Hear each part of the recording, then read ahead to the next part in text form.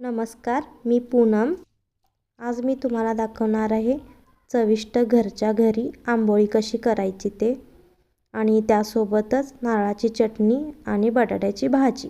यासाठी मी आधी काय केलेलं आहे बघा, व्हिडिओमध्ये दाखवल्याप्रमाणे रात्रभर भिजत ठेवलेलं आहे। त्यानंतर मी सकाळी उठून स्वच्छ धुवून परत त्याला मी मिक्सरच्या भांड्यामध्ये डाळ आणि आपलं तांदूळ मी बारीक असं पाणी घालून बारीक केलेलं आहे। तुम्ही बघू शकता।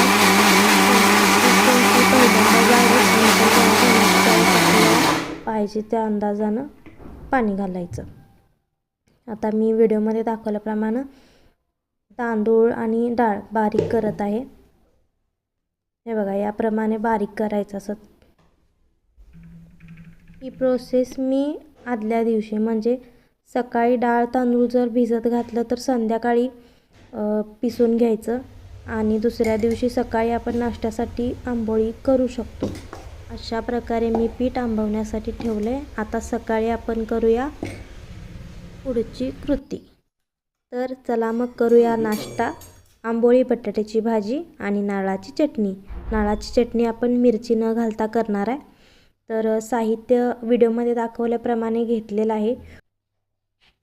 मिक्सरच्या भांड्यामध्ये मी खोबरे आणि लसूण, आलं, कोथिंबीर हे सगळं बारीक करण्यासाठी ठेवलेलं आहे।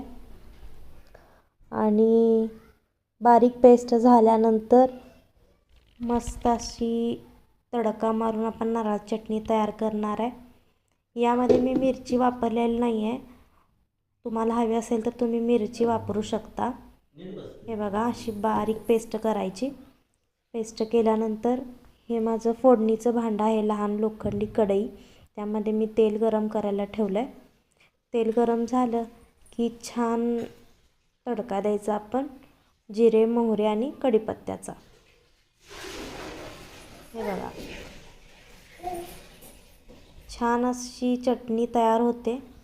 चटणी ही आपल्याला पाहिजे तशी पातळ किंवा जाडसर तुम्हाला हवी तशी तुम्ही करा। मला जशी पाहिजे तशी मी मीडियम अशी ठेवलेली।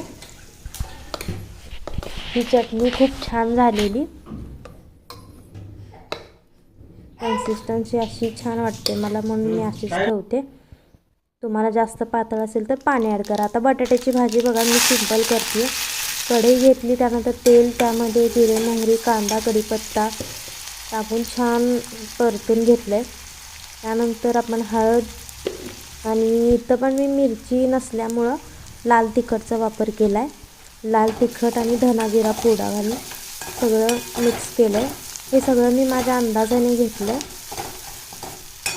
छान असं परतून घ्यायचं। त्यानंतर शिजवलेले बटाटे आहेत हे, त्यात थोडीशी कोथिंबीर आणि आपल्या चवीप्रमाणे मीठ घालून बटाट्याची भाजी वाफेवर शिजवून घ्यायची। छान अशी बटाट्याची भाजी होते। आणि यामध्ये माझ्या लहान बाळाचा थोडासा मटार मी उकडून दिलेला तिला, त्यातला थोडा शिल्लक होता तो मी ॲड केला।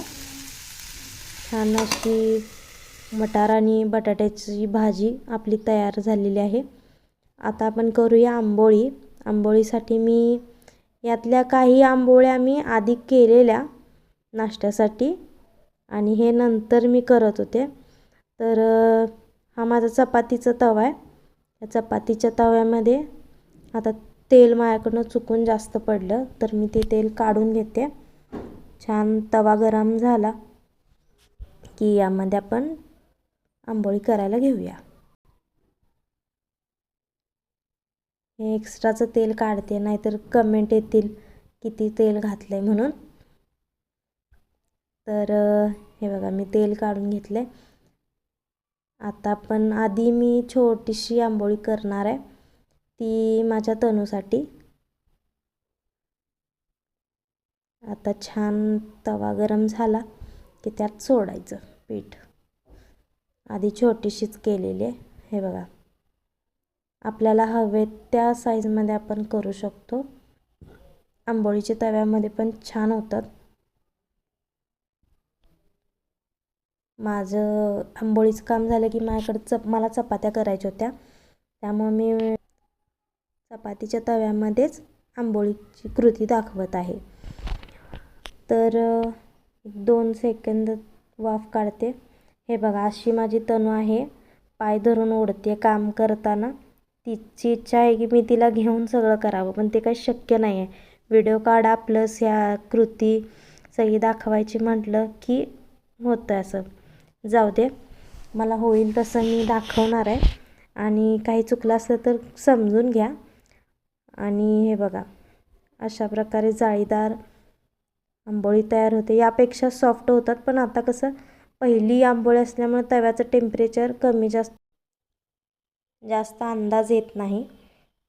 तरी मी बाकीच्या ज्या आंबोळ्या आहेत त्या मस्त केलेल्या आणि त्या दाखवायच्या होत्या, पण तनूचा एक दंगा चाललेला, त्यामुळे मला ते शूट करून दाखवणं जमलं नाही. तर छान अशा आंबोळ्या झाल्या होत्या. तुम्हाला आवडल्या तर नक्की तुम्ही करा आणि काही चुकलं असलं तर समजून घ्या. आणि व्हिडिओला लाईक करा, शेअर करा, सबस्क्राईब करा.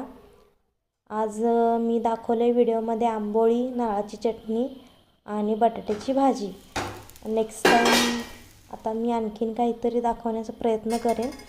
आणि ठीक आहे, चला, तुम्हाला रेसिपी आवडली तर नक्की शेअर करा, लाईक करा आणि सबस्क्राईब करा. थँक्यू. भेटू नेक्स्ट व्लॉगमध्ये.